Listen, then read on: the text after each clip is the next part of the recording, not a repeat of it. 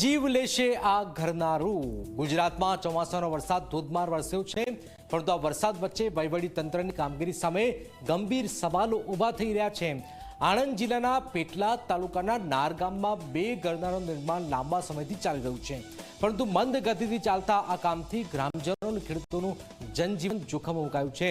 ત્યારે જુઓ જોખમી નાળા પર આ ખાસ અહેવાલ।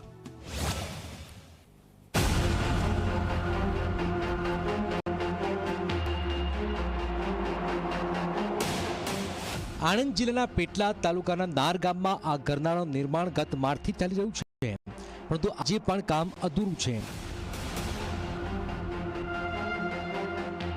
25 લાખ અને 80 લાખના ખર્ચે બનેલા આ ઘરનારાનું કામ કપડવંદની પ્રિન્સ કન્સ્ટ્રક્શન કંપનીને સોંપાયું, પરંતુ કોન્ટ્રાક્ટરની ઉદાસીનતા અને તંત્રના નબળા આયોજનથી ગ્રામજનો હેરાન પરેશાન છે। કંડારાનું કામ એટલે મારે તો એવું દેખાય છે કે આ તો ખેડૂતોને હેરાન કરવાની એક આ તાર્કિક છે એમ કોન્ટ્રાક્ટરની। અને કોન્ટ્રાક્ટરને મારે એમ કહેવું છે કે તમે 2 મહિના જ્યારે કશું વરસાદ નહોતો તો તમે શું કામ બેસી રહ્યા, અને જ્યારે વરસાદ ચાલુ થયો ત્યારે ડાયવર્ઝન વગર ખેડૂતો કઈ રહીને પોતાના ખેતરમાં જઈ શકે। 1000 વીઘા પ્રીમાઇસીસમાં ડાંગરનું વાવેતર કરેલું છે અત્યારે, તો ખેડૂતો સાધન લઈને ખેતરમાં કેમ ના છે કે કેમનું પાકને વાવી શકશે। આ દ્રશ્યો જુઓ, નાર ગામના ખેડૂતોને ખેતમજૂરો જીવના જોખમે આ ધસમસતા પાણીના પ્રવાહમાંથી પસાર થઈ રહ્યા છે। કોન્ટ્રાક્ટરે ડાયવર્ઝન બનાવ્યું નથી, જે ડાયવર્ઝન હતું તે પણ વરસાદમાં ધોવાઈ ગયું। આ રોપણીની સિઝન આવી સાહેબ, અને અમારે મજૂરિયા વર્ગ છે, અમે મજૂરી કરીને ખાવાનું હોય એટલે અમારે 3 કિલોમીટરનો ફેર ના પડે એટલે આટલું જોખમ ખેડી અને અમે રોપણી કરવા જઈએ છીએ। રોજ જવું છે? રોજ જવાનું।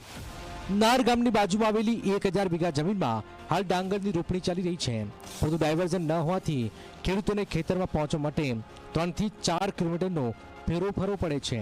કેટલાક ખેડૂતો મજબૂરીમાં આ ખતરનાક પાણીનો પ્રવાહ પાર કરે છે, જેનાથી મોટી દુર્ઘટનાનો ભય રહેલો છે।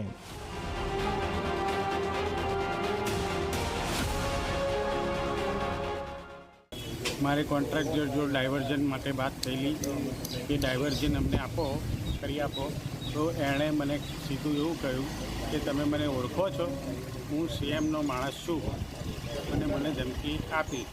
ગામમાં 2 નારાનું કામ ચાલી રહ્યું છે, 2 નારાનું આગળ ડાયવર્ઝન આપવું જોઈએ। ખરેખર ખેડૂતોની સમસ્યા ડાયવર્ઝનની છે। ખરેખર નિયમમાં આવે છે કે કામ ચાલુ કરતો પહેલો ડાયવર્ઝન ફરજિયાત આપવું પડે। કોન્ટ્રાક્ટરને આપણે સવાલ કરીએ, જવાબ કરીએ, તો કોન્ટ્રાક્ટર ઉદ્ધતાઈભર્યું વર્તન કરે છે અને ઉડાવ જવાબ આવે છે। હું પોતે જ જાણે સીએમ છું અને સીએમના નામનો ઉપયોગ કરે છે એ લોકો। કોઈ પણ પ્રકારનું સંતોષજનક જવાબ આજ સુધી આપેલો નહીં। ખેડૂત એટલા બધા હેરાન થાય છે। સ્થાનિકોનો આક્ષેપ છે કે કોન્ટ્રાક્ટર ધર્મેન્દ્ર દાદાગીરી, તંત્રનું નબળું નિરીક્ષણ આ સમસ્યાનું મૂળ છે।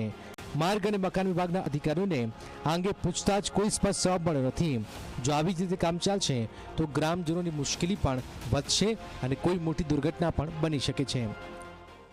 નાર ગામમાં જે બોક્સ કલવટના કામ મંજૂર થયા છે, એમાં એપ્રિલ મહિનામાં કામ શરૂ કરવામાં આવેલ છે, પરંતુ વરસાદના લીધે થોડી ધીમી ગતિ ચાલી રહી છે, અને કોન્ટ્રાક્ટર જ્યારે જો ઉદ્ધતાઈ ભર્યા વર્તન બાબતે અમને જાણ થયેલ છે, અને અમે કોન્ટ્રાક્ટરને આ બાબતે ખૂબ કડક ભાષામાં ઠપકો પણ આપેલ છે। સ્થાનિક લોકો કહે છે કે ડાયવર્ઝન નથી બનાવવામાં આવ્યું। ડાયવર્ઝન બનાવ્યું, પણ પેલા જે કાસમાં પાણી આવ્યું એટલે વોશઆઉટ થઈ ગયું છે। નવેસરથી નવું ડાયવર્ઝન ટૂંક સમયમાં બનાવી દેવામાં આવશે। સવાલ એ છે કે આવી ગંભીર પરિસ્થિતિમાં જવાબદાર કોણ? તંત્ર અને કોન્ટ્રાક્ટરની આ બેદરકારીનો ભોગ ક્યાં સુધી નાર ગામના લોકો બનશે? આવી બેદરકારી સામે તંત્ર શું પગલાં લે છે એ જોવું રહ્યું। બુરહાન પઠાણ, ઝી મીડિયા, આણંદ।